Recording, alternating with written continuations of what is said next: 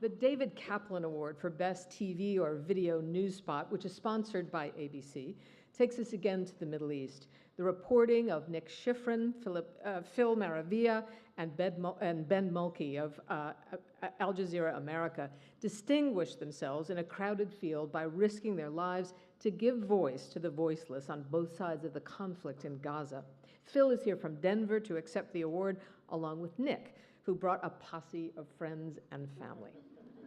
I also want to read a citation that goes to Emily Harris, Ahmed Abu Hamda, and Abu Bakr Bashir for NPR's Holy War.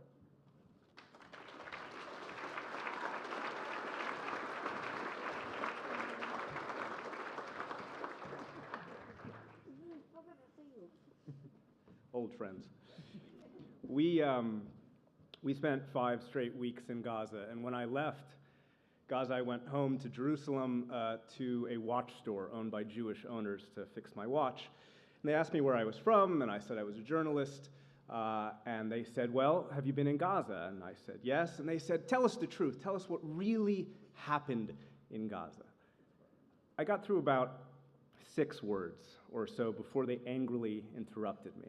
All you reporters are the same. You're all pro-Hamas and anti-Israeli. Did you tell the truth? Did you say that those Palestinian mothers threw babies in front of our missiles? That's what they believed, that Palestinian mothers were throwing their children in front of Israeli missiles.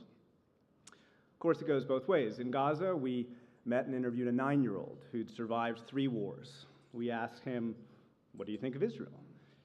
He said that he'd never met an Israeli who wasn't wearing a uniform.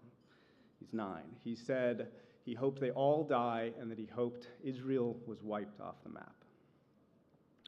The opposite of war is not peace, it's humanity. It's understanding that people on the other side of a wall or a border love their children as much as you do.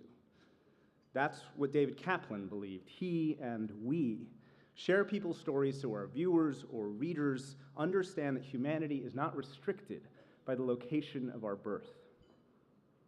We tried to tell stories whose characters produce empathy on both sides.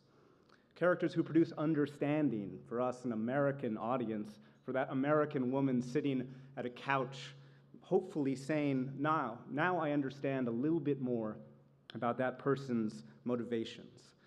And if one person watching our stories thought to themselves, maybe they are not that different from us, perhaps we succeeded.